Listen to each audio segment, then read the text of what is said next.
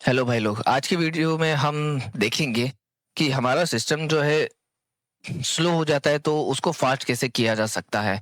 तो कुछ तरीके हैं जिसकी वजह से हमारा सिस्टम थोड़ा फास्ट हो सकता है। तो उनमें से कुछ ये है जो मैं आपको बता रहा हूँ।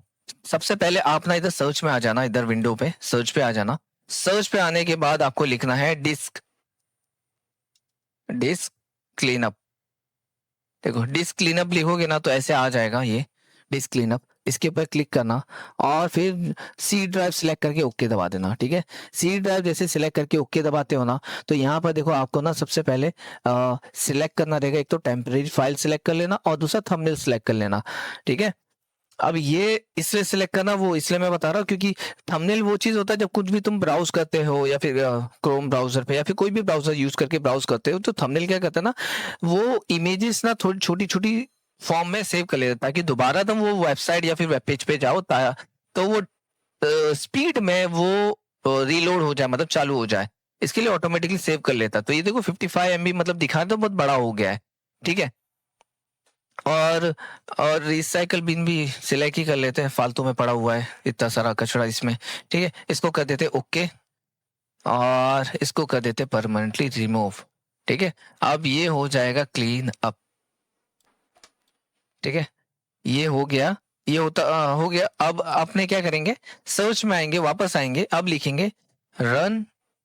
रन लिखने के बाद, क्योंकि देखो वो काम हो भी गया, तुरंत ही हो गया था। ठीक है, रिसाइकल बिन देखो अभी हमारा क्लीन हो गया है, पहले 5 GB जितना दिख रहा था तो ये हो गया क्लीन। अब इधर आएंगे, सर्च में आके लिखेंगे रन।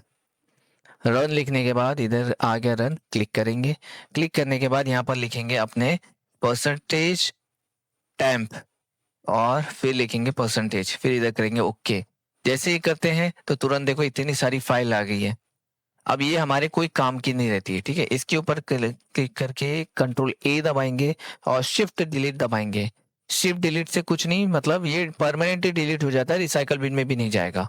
ठीक है, शिफ्ट डिलीट, और शिफ्ट डिलीट दबाओगे तो ये रिसाइकल बिन में चले जाएगा।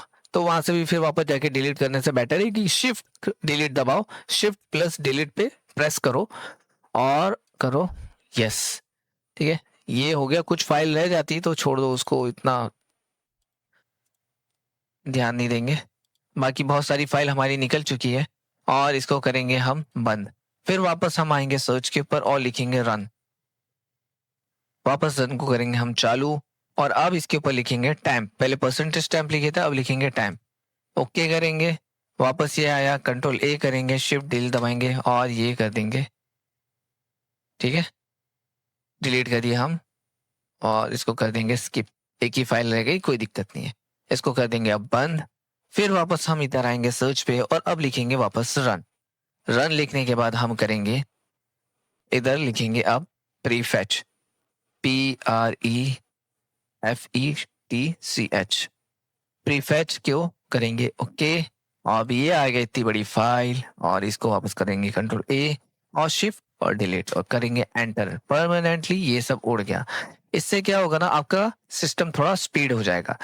ठीक है, हो सकता है कि अब आपको ब्राउजर के अंदर भी दिक्कत आती हो, तो अब ब्राउजर के अंदर क्या करेंगे, इधर देखो ये रहा ब्राउजर हमारा है, इसको करेंगे ओपन और इधर दिख रहा है, इसके ये 3 डॉट पे क्लिक करेंगे। 3 डॉट पे क्लिक करने के बाद इधर हिस्ट्री दिख रहा है, हिस्ट्री के ऊपर जैसे साइड होके वापस इधर हिस्ट्री पे आ जाएंगे। ठीक है, हिस्ट्री पे दबाए या फिर कंट्रोल एच भी दबा दोगे, शॉर्टकट है तो भी हो जाएगा। अब इधर देखो लेफ्ट साइड कॉर्नर में, ये लेफ्ट ही होता ना, राइट लेफ्ट, हाँ लेफ्ट, लेफ्ट साइड कॉर्नर के अंदर आपको दिखेगा, इधर देखो डिलीट ब्राउजिंग डेटा। इसके ऊपर जैसे ही आप क्लिक करोगे तो इधर सिलेक्ट करने का ऑप्शन रहेगा। मोबाइल में अगर कर रहे हो तो मोबाइल में ड्रॉप डाउन आ जाता है। ठीक है, तो वो ड्रॉप डाउन सिलेक्ट कर लेना या फिर सिलेक्ट करना, उसके अंदर ऑल टाइम, ऑल टाइम जब जैसे सिलेक्ट करोगे तो मतलब आज से जिंदगी भर जितना भी तुमने ब्राउज किया है, हिस्ट्री ब्राउज किया है या फिर आज तक का जितना डेटा सिलेक्ट हुआ है या फिर कैच फाइल सिलेक्ट हुई, कैच फाइल जैसे आपको मैंने बताया क्या होता है कि कोई भी वेबसाइट पे आप जाते हो तो ऑटोमेटिकली वो थोड़ा थोड़ा इमेज या फिर कुछ फाइल ऐसे डाउनलोड कर लेता है ताकि वो दोबारा जब उसकी वो ही वेब पेज या फिर वेबसाइट पे जाओगे तो जल्दी खोल देगा, मतलब जल्दी रीलोड कर देता है। ठीक है, इसके लिए वो कैच हो जाता है, तो इसको उड़ा दो तो इससे भी फास्ट हो जाएगा, ठीक है। और ये सब रहने देना, ये क्या पता तुम्हारे ऑटो डेटा जो रहते हैं ऑटोमेटिकली आ जाते हैं या फिर पासवर्ड वासवर्ड रिमूव हो जाएगा, इसको रहने देना। डाउनलोड हिस्ट्री वो उसको उड़ा देना, कैच को उड़ा देना, कुकीज को उड़ा देना, और ये ब्राउजिंग हिस्ट्री को भी उड़ा देना। अब जैसे कि देखो 11 साइड और 525 लिखा है, लेकिन लास्ट 52 लिखोगे तो देखो ब्राउजिंग हिस्ट्री भी नहीं दिखा रहा है और ये कुकीज जो है वो 7 साइड का ही दिखा रहा है, ठीक है। तो इससे अच्छा है कम 15 से आपके अंदर ऑप्शन आएगा तो सिलेक्ट कर लेना, इसके ऊपर आके ऑल टाइम सिलेक्ट करके कर देना डेटा क्लियर, डिलीट डेटा, ठीक है। सारे डेटा हो गए होंगे आपके क्लियर। ये 3-4 तरीकों से भी अगर आपका सिस्टम फास्ट नहीं चलता है तो आप समझ जाना आपको रैम बढ़ाना पड़ेगा और एसएसडी लगवाना पड़ेगा। ये दोनों चीज लगा लेना, पहले तो रैम बढ़वा लेना और दूसरा एसएसडी जो है ना लगा लेना। हो सकता है आपके सिस्टम के अंदर एसएसडी नहीं होगा तो नया जो एसएसडी खरीदना ना उसको सी ड्राइव रख दे, सी ड्राइव कर देना, और जो ऑलरेडी हार्ड डिस्क होगा ना उसको बाकी ड्राइव बना दोगे चलेगा। तो क्योंकि सी ड्राइव जो रहता है वो मेन रहता है, उसी के ऊपर तुम्हारे सारे एप्लीकेशन रन होते हैं, ऐसा समझ लो, ठीक है। जो मैंने बोला उसको ध्यान रखना, और आई होप अगर इससे तुमको थोड़ी भी हेल्प अगर मिली हो तो थैंक्स लिख देना कमेंट में, और चैनल को सब्सक्राइब कर देना, लाइक भी करना, लाइक करना तो भूलना ही मत। थैंक यू, मिलते हैं अगले वीडियो में, बाय।